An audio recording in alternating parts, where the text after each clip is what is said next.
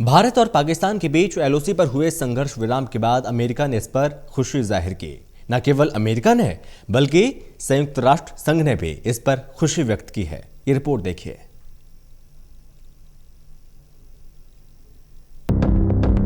भारत के पड़ोसी मुल्कों से रिश्ते अब बेहतर होने लगे हैं।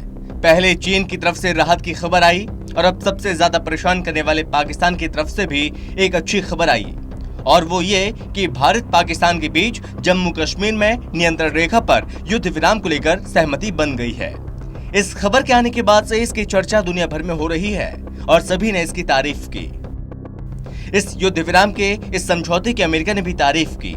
व्हाइट हाउस के प्रवक्ता ने इसे शांति की तरफ बढ़ाया तारीफ के लायक कदम बताया है। व्हाइट हाउस के प्रवक्ता जेन साकी ने कहा कि भारत पाकिस्तान एलओसी पर सीज फायर के कड़े नियमों का पालन करने पर सहमत हुए हैं। ये दक्षिण एशिया में शांति और स्थिरता की दिशा में एक सकारात्मक कदम है जो हमारे साझा हित में है।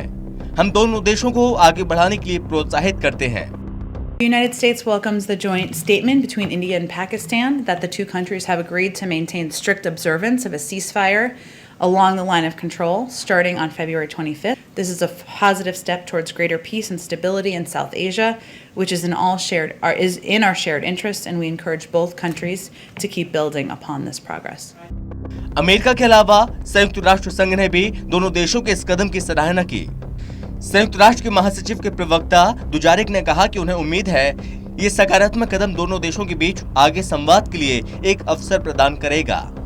The Secretary General is encouraged by the joint statement issued by the militaries of India and Pakistan on their agreement to observing the ceasefire at the line of control in Kashmir and engaging through established mechanisms.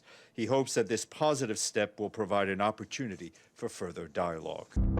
न केवल America और संयुक्त राष्ट्र संघ ने बल्कि कश्मीरी नेताओं ने भी इस कदम का स्वागत किया है। कश्मीर के पूर्व मुख्यमंत्री फारूक अब्दुल्ला ने भी इस पर खुशी जाहिर की है।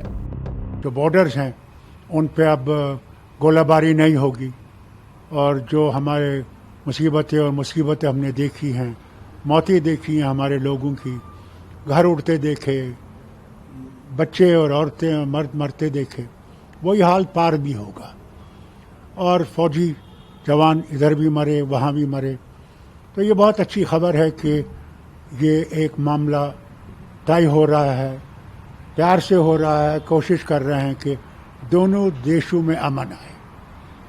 मुझे ये याद है कि जब वाजपेयी जी आए थे कश्मीर और उन्होंने कहा था कि दोस्त बदलाए जा सकते हैं, पड़ोसी बदलाए नहीं जा सकते। पड़ोसी के साथ अगर हम दोस्ती में रहेंगे, वो हमारे साथ दोस्ती में रहेंगे, दोनों तरक्की करेंगे, और अगर दोस्ती में नहीं रहे तो दोनों की तरक्की सुस्त हो जाएगी। कोविड हालांकि भारत की तरफ से एलओसी पर जवानों की तैनाती में कमी का कोई प्रस्ताव नहीं है, क्योंकि पाकिस्तान ने आतंकवाद को नहीं रोका है। लेकिन भारतीय सेना ने उम्मीद जरूर जताई है कि पाकिस्तान सीमा पर आतंकवाद को समर्थन देना बंद कर देगा। भारतीय सेना ने कहा कि हमारा प्रयास शांति और स्थिरता हासिल करना है जो क्षेत्र के लिए फायदेमंद है, और विशेष रूप से एलओसी के किनारे रहने वाली आबादी के लिए ये हिंसा के स्तर को नीचे लाने का एक प्रयास है। हालांकि सेना ने कहा, हमारे पास पाकिस्तान के साथ कड़वे अनुभवों का इतिहास है। अतीत में शांति प्रक्रिया या तो आतंकवाद या पाकिस्तान सेना के कृत्यों के कारण बेपटरी हुई है। हालांकि हम पूरी तरह से आशावादी बने हुए हैं। एलओसी पर शांति दोनों देशों के लिए पारस्परिक रूप से फायदेमंद है। दरअसल अब तक कई बार पाकिस्तान की तरफ से सीज फायर का उल्लंघन किया गया।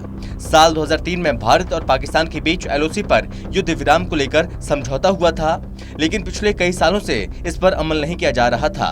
और अगर इन घटनाओं पर सिलसिलेवार तरीके से नजर डालें तो 2018 में 2140 बार पाकिस्तान ने सीज फायर तोड़ा। 2019 में 3479 बार सीज फायर का उल्लंघन किया। 2020 में 5133 बार सीज फायर का उल्लंघन हुआ। 2021 में 25 फरवरी तक 591 बार उल्लंघन हुआ। इन सब के बावजूद भारत एक बार फिर आशावाद नजरिए अपनाए हुए है। अब इस भरोसे और विश्वास को बनाए रखना पाकिस्तान के ऊपर है।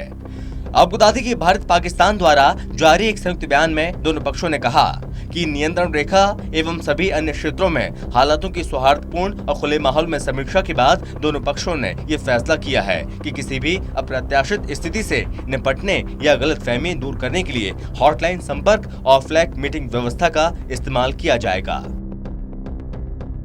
Special desk, total news.